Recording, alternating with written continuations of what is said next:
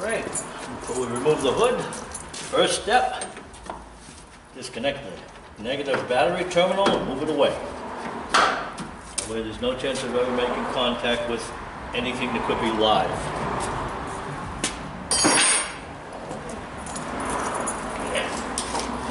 You hold on this side, we're going to remove the hood.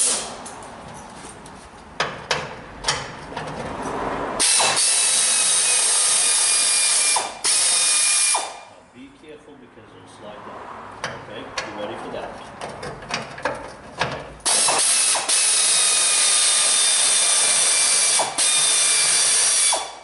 Okay, 13mm bolts. Don't rub it against it. All right. Hold it up like that. I'm going to remove this. Okay. And I'm going to go right down here. You don't step back, be prepared for the fall.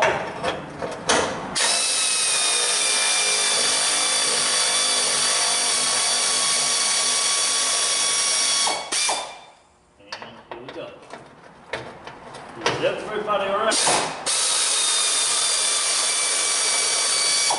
There we go. To me. Okay, don't set it down yet. No. Want to Grab scratch that, the paint. grab that blanket. Put that on that engine. Now we have much better access Lay it at on the the ground motor. over there.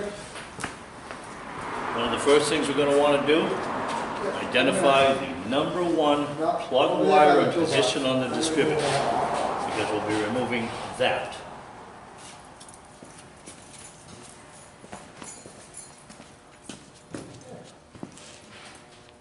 Right there. This is our new harness that we will be installing. Okay. As you can see, almost everything is labeled, which makes things a lot easier for us, but there are some things that aren't labeled and some things that may not be fully compatible, so we have to switch a few things over. And, Tony, take it. This is what we got for this particular one, and this is specifically for this car. Painless wiring. So, first thing we're going to want to be doing, we have to remove all of this stuff from the top of the motor. Let's get rid of the clutter. And like I said earlier, we're going to be identifying the number one spark plug wire, and particularly its position inside the distributor. Just gotta mark it. Remove. Just remove it. And slowly and methodically we have to disconnect every connector that is part of the engine harnessing and label, so that when we come with our new one, we don't have any confusion as to what goes where. We don't know a ton about the harness yet until we get more into it, and it's possible that some things are on the other side of the engine, but the wiring harness has it over here on this side, so we may have to separate some stuff. Eventually we'll be going into the car compartment through the firewall. We have a new check engine light that will be installed, and the customer's told us where he wants it, and a few other things that have to be done under the dash. But this is where it all begins, and this is really the heavy lifting part right here. Break out the white out. We have traced the number one spark plug wire up to the distributor. We have marked the distributor where the number one wire goes, and then we have removed the distributor cap. Now, who put this in kind of crammed things in there a little bit, and they didn't route their spark plug wires really well. They had them going around and making contact with the exhaust manifold on the left side. So we're going to, when we put everything back, make sure we don't make that mistake.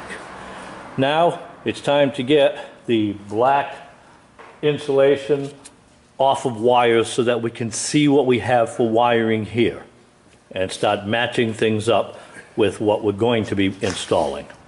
So we have all of this accordion wire like that Plus that we need to remove, hangers, any tape that's on it.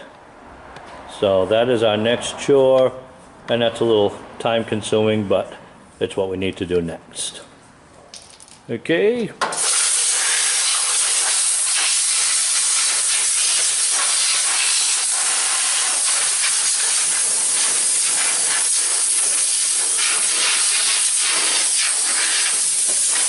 You want to get in there with some air and you want to blow out all of the debris that may be under the hood.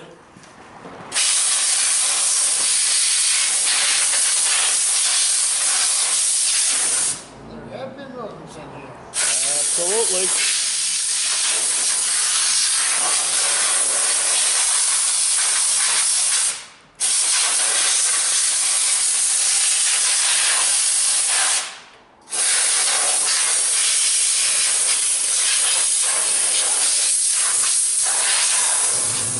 What we're doing here. What are you doing? Nice, All right. Okay, well, we have to separate all of the harnessing down here, slowly working our way back. When we get to the injectors, each of those wires is going to have to be peeled open so that we can properly identify colors, making sure that if there's an incompatibility between the harness we got and this motor. Now remember, that, again, as I've said before, this motor is not stock for this car. All right, it has been put in. So there may be some modifications that were made when this motor was elsewhere, before the guy bought the motor and before the guy put the motor in. We did not do that, and we've seen a number of things that weren't done right.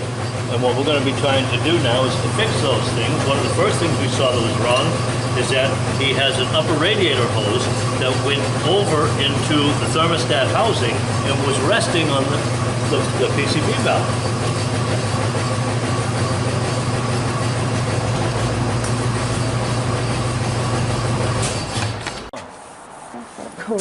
All right. And again, that was one of the first things we saw. And as I mentioned before, when they dropped it in, they didn't take care to keep their spark plug wires in a good location for being able to work with the motor. And as a result, they went behind the exhaust flange off the exhaust manifold, and it was resting against the exhaust manifold. There's a recipe for disaster for sure. So those will all have to come out and be put in properly and put into clips so everything is nice and neat. It's kind of dirty inside here, so there's a lot of cleaning that we're going to do too. When we're all finished with it, we don't want it to just run right, we want it to look right and to look like it's been done right. And sloppy usually means you didn't do it right. So, we're going to move on now to begin to separate and identify wires and label what we need to label and see where we go from there. Once again, we're using a painless wire harness installation kit.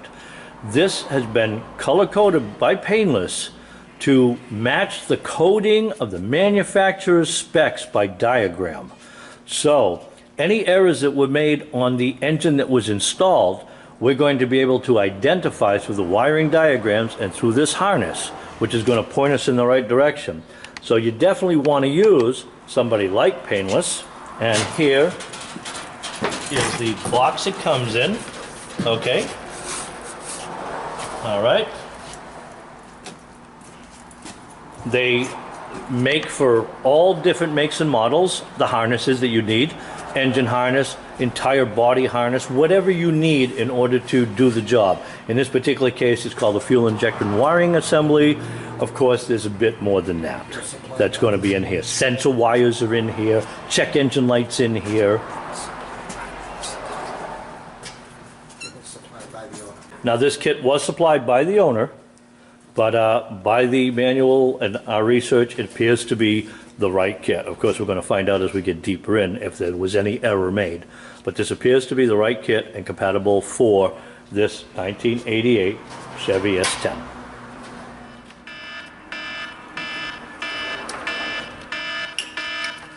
Now what we're doing here is we're disconnecting connectors one by one and labeling them with whiteout that will easily wipe away when we're done, so that we know specifically what these wires were plugged into on this motor. If somebody's made a mistake in the past and plugged in the wrong things, we'll find that out through the diagram. Or if anything on the motor has been swapped out to some aftermarket product that uses different wiring colors, we'll know that too. That's very rare, but we will find it as we do each of these individual connectors. One thing that we did notice, and I'm going to bring you over to that right now. When we get over to the coil, we have a packard connector in the front, and there's also supposed to be a connector in the back. As you can see, whoever wired this before either broke the connector, lost the connector, or never had the connector, and so they've used spade connectors to plug in to the coil terminals. And we're gonna replace that and fix that. Now, another thing that we've noticed is this is a two-plug distributor, and the harness that comes for this is a one-plug harness. So here's a place where we're going to be snipping and fusing some wires to go into a two-plug distributor. So we'll be saving these plugs. I'm going to zoom down on them so you can see what I'm talking about. All right, those two plugs right there. Ours is a single plug on this new harness, but we will separate it into those two plugs by proper wiring. So there are some modifications that are going to have to be done depending on anything that might have been swapped out on this motor over the years, or it's just the way it is. Sometimes there are slight differences. The harness will work, it'll work fine. We also have some things on the harness that this motor doesn't have. It's set up just in case. This motor, let's say, has an EGR valve, which it doesn't. Well, there's wiring for that. Well, of course, won't be using that wiring. It'll be tied off. Here is our harness again, and as you can see, the distributor wire there is just a single plug. So we will separate that off into the wires that go into those two separate plugs on the distributor, and then we will fuse those wires.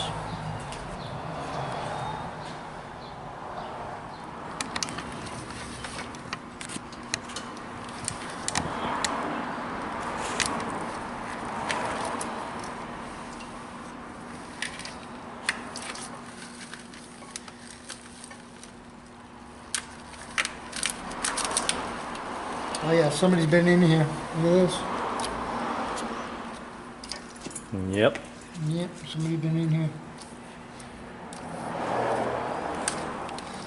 Somebody's been in here. This is what's going on.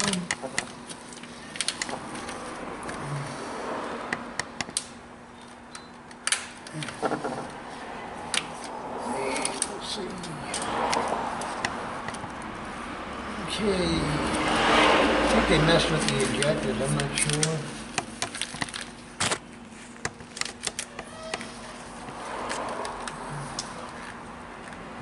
We will find out. Now, as you can see, we have pulled off the protective, what I call the accordion covering from these wires. They snake back behind the distributor down in a low point on the engine. There are two plugs back there, oil sensors, that you unplug in order to then be able to bring this harness up to where we can see it now. While it's still down there, you then slide off your accordion covering, that's this, off of the large section of wiring. You can slide it off through here.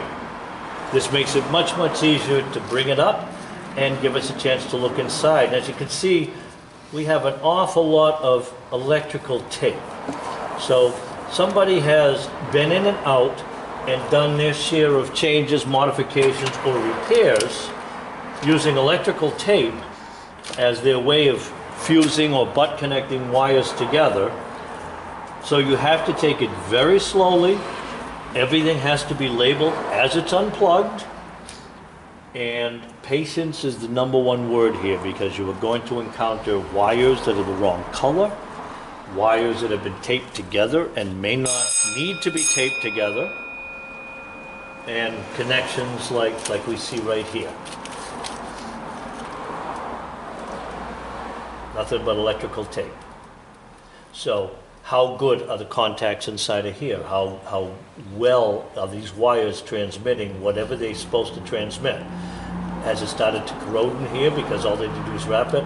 Electrical tape is not the way to keep water out. It's the way to keep water in. Once the moisture gets in, it can't get out. And that's where very often when we peel off electrical tape, we find everything corroded under the electrical tape. That's why it's not recommended.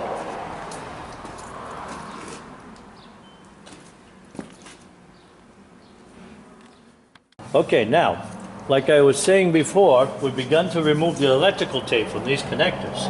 And as I got to this electrical tape here and removed the electrical tape, look what I got. And this is what I'm talking about. It's corroded and detached inside, but it was taped together like that.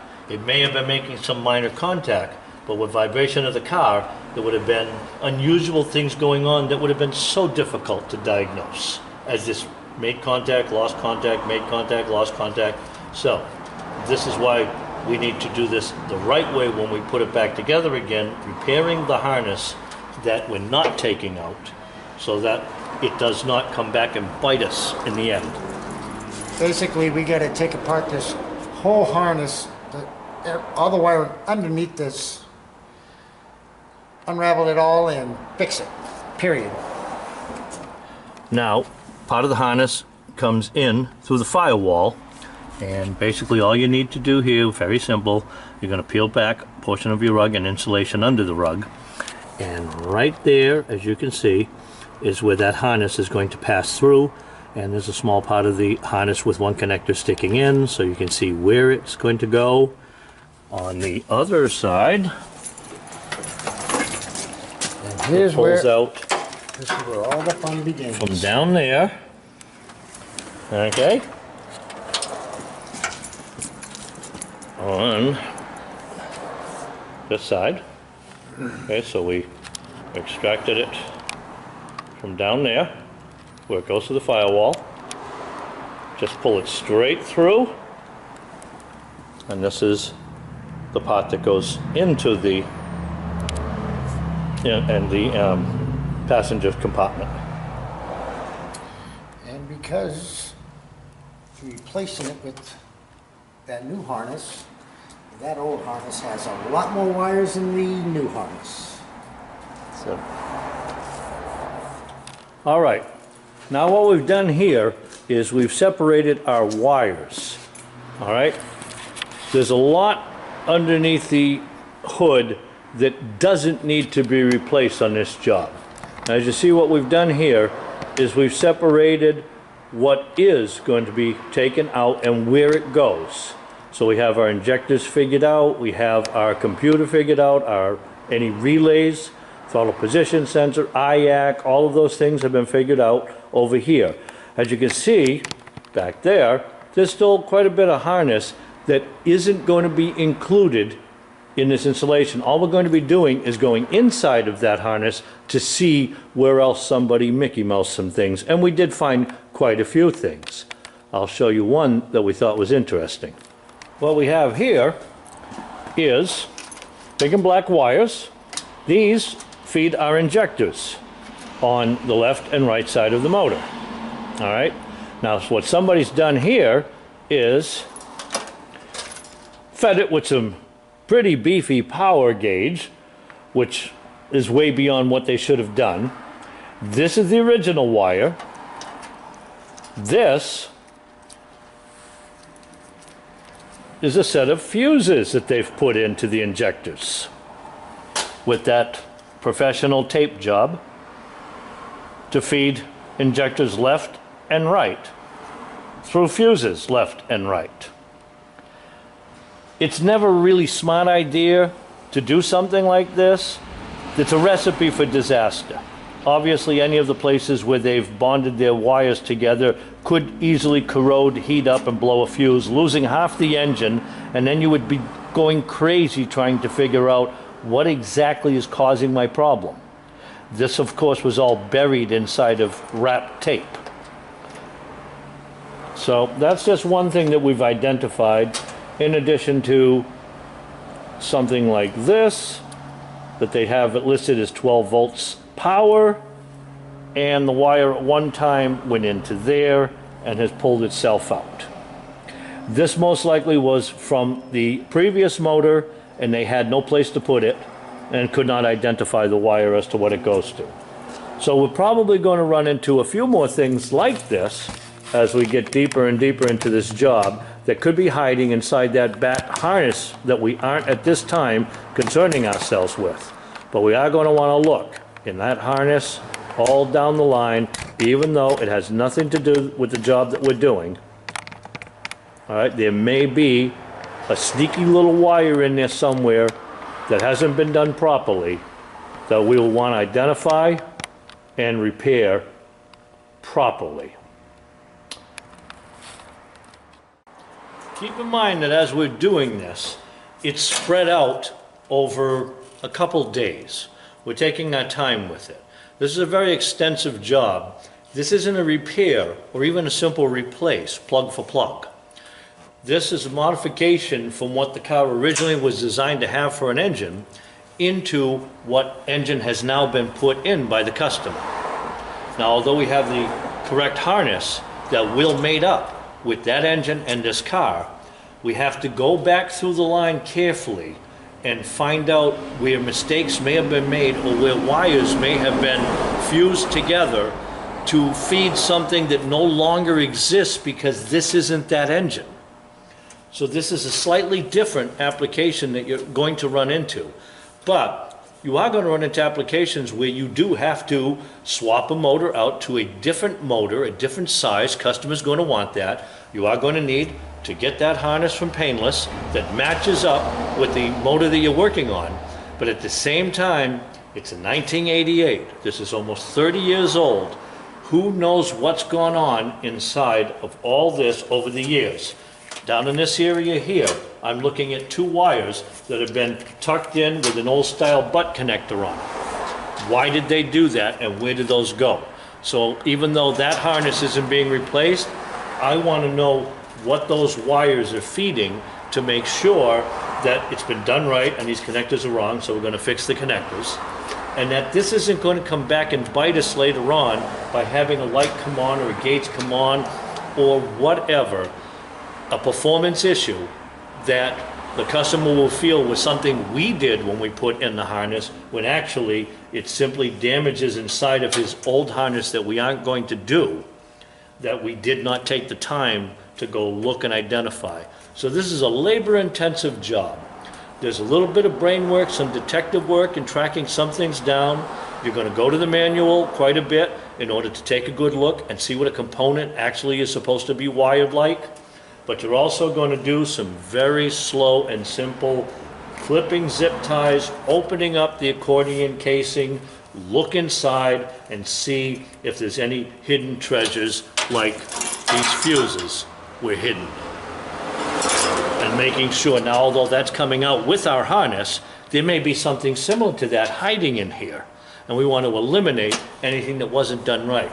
Everything from this windshield forward and some things under the dash have to work properly when we're finished. The customer needs to turn the key and drive away. We can't have other little things that were issues before still there and have the customer think that they should have been fixed by the harness.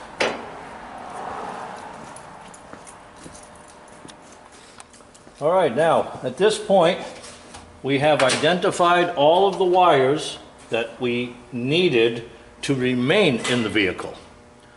And all the wires, of course, that are going to come out and match up with our harness. All those wires that are coming out have been cut and removed. Do not discard your old wiring, as you can see. Save that. You never know. Now we're reaching a point where we have great access inside of the engine compartment. So this is a good time to pause for a second from the electrical work. Do some general cleaning in here, something that can really only be done well when you're not dealing with the wiring all in your way. We can do some general cleaning and make it look much, much better for when we put it together.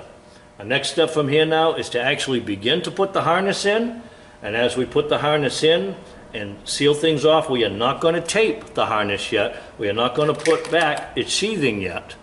We're simply going to put the harness in and then get our motor running and see where we're at, just in case we have to go back and change something. So don't button up the whole job once you get the wiring in and say, there, it's all set, I'll tape it all up. It can just be extra labor on your part to have to untape it and find off that a wire is miscolored in the remaining harness. Now, as you can see, we have the wiring diagrams that we can refer to for a 1988 S10. Not with this engine though, but with what should be the proper color coding of what's left in the harness. Our only problems we're going to run into is this harness has been worked before. There may have been other things that have been changed, and so some of the wiring, although it matches up on this side of the firewall, might become an issue on the other side of the firewall. So this is a good reference to have this, and it's a necessary thing to always make sure you have all your diagrams to work with. But don't just depend on the diagrams. You've got to use your common sense. If something says it goes somewhere and you trace it back and it doesn't go there, don't tap into that wire just because it says it's supposed to. Sit back, think about it, take a break, make sure before you put two wires together, especially where you're working with any kind of computer system, that you haven't made a mistake on your end, or that somebody previously, maybe 10 years ago, made a change under the dash, and this wire no longer is the correct wire. So this is where it's a very labor-intensive job, is making sure that what's on this side of the firewall is correctly color-coded to what's on that side of the firewall. These reference diagrams will give you a lot of direction in that area, but they're not the whole answer. All right, we're back. Now, we have already begun snaking our wire in. The first step you want to do, down below, you have an access hole for going through the firewall into the passenger compartment under the dash. You'll need to pull back the carpet a bit and the splash panel so that you can access it from inside. It's a two-man job. Somebody here begins feeding down everything that's going to go inside of the passenger side of the firewall. Through that hole, one at a time. Take your time with it. You don't want to gouge a wire on the way past. There are a few sharp things down there. You don't want to gouge a wire and then have it ground out on you later on. And so what you'll wind up at this point is these wires here are all in the engine compartment, the injectors, everything that's related to this, fan relays, the coil, the distributor is all up here. And that part's down there. Now we begin actually snaking our wire back. Fuel injector stay to this side, coil's going to drop here. We're going to work everything back there and start finding a spot where it's going to sit comfortably, that we're going to be able to wrap it, that we're going to be able to cover it when we're done, and that we're going to be able to plug in all our connectors. The connectors, of course, are going to help you decide how far you can go with the harness itself. Once we've got everything basically in place, then we'll begin actually plugging things in. All right, now at this point, what we've done is just kind of to road map out where everything's going to go. Because the harness you're going to get in, and depending on what you're working on for a car, has been zip tied. A lot for packaging, and some of it for functionality. Those zip ties may restrict you from being able to get a particular wire to a particular place. Just a little bit too short. So you're going to have to snip some of those zip ties, and then when all wires are in their proper place, you can come back later on after the engine is running and all is well, and re-zip tie when you're going to do your taping. It'll all be done at once. You're going to zip tie, you're going to tape, you're going to put on your accordion sheathing, all at the very end of the job. But what we've done here now is we fed over our injectors to the right place. We fed over our cold injector plug. We have all of our frontal plugs hooked in, all of our passenger or right side of the engine plugs sitting in their general locations where they're going to wind up going. That gives us an idea of how deep down we can go here behind the distributor before we start to tug on a wire, and how we want to route everything. When it's all done, we want everything neat and away from anything that's going to be hot. So right now we're at a good place, and this is what you're going to do, is you're not going to install, you're going to road map. Get it in its place, and then take a look at it. And then start making decisions, wire by wire, how you want to route everything into its proper place that it's going to stay. We're not going to get that deep into that at this point because we're moving on to functionality. We're moving on to the point where we can actually start this motor and then see how things are going. At that time, we get the fun job of taking it all apart again, basically, and routing everything where we want it. Okay, we're pretty much at the point where we're going to just test a few systems out. We've routed back our spark plug wires, replaced our distributor, coils hooked up with proper plugs. Right now everything is just exposed and laying on top of things. Nothing's been snaked into its place, nothing's been tied up. These are wires here that have no mate with our new harness, so they've been taken off for now. Inside, since it's just a quick test, we've just laid down our computer, plugged in, while we check a few systems out and see if we have a functioning fuel pump and if the coil excites and the ignition kicks over the motor. Again, if we do get it started, it's only going to run for a second or two, and then we're going to shut down, maybe a little bit longer, just to confirm that it's going to stay running. We don't want any of the wires that are touching manifolds right now, and there are some on the other side because everything hasn't been put in its place yet, to get hot. And let's see what we've got. All right. All of our wires are hooked up and we're ready to do our first test and see if we have a functioning motor. This will only run for a few seconds and then we'll shut down, but I'm going to manually excite the ignition over here because we still have some work to do under the dash. So I'm manually exciting the ignition now. We've manually hooked up the fuel pump. Let's try it, see what we got.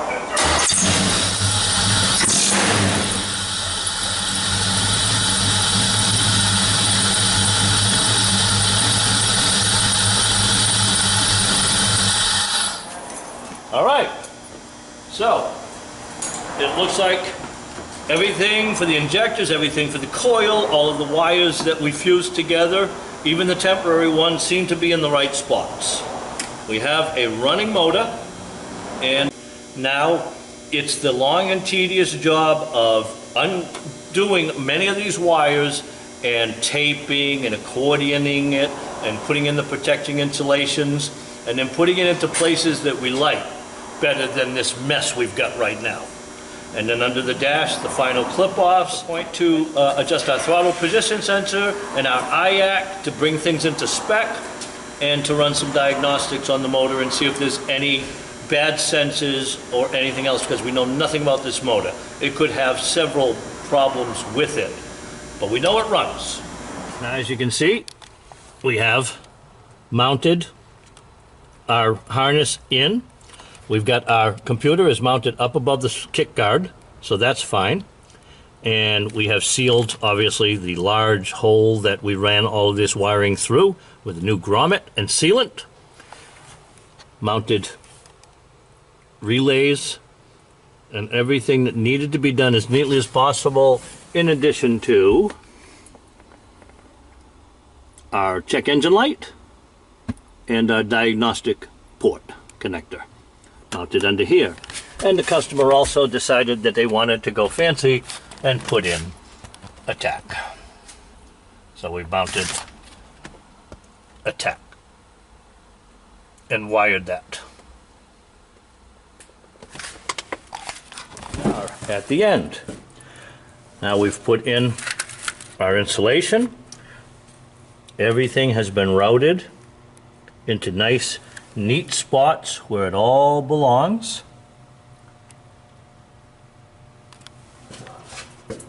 We have test fired the motor. So this is pretty much what you're going to see when you get to the end. You don't want anything making contact down with the manifold, okay? You want to stay away from the manifold down here. On both sides, make sure that you're zip tied to the either the firewall or any area that you can to make sure that nothing makes contact with a heated surface. Now, in the process of doing that, as you see down here, we had one little spot that we needed to pull back because of the shape and the length of this harness in order to get it clear and give us plenty of clearance, as you can see, from the manifold. And that's it for this job here at Top Shop.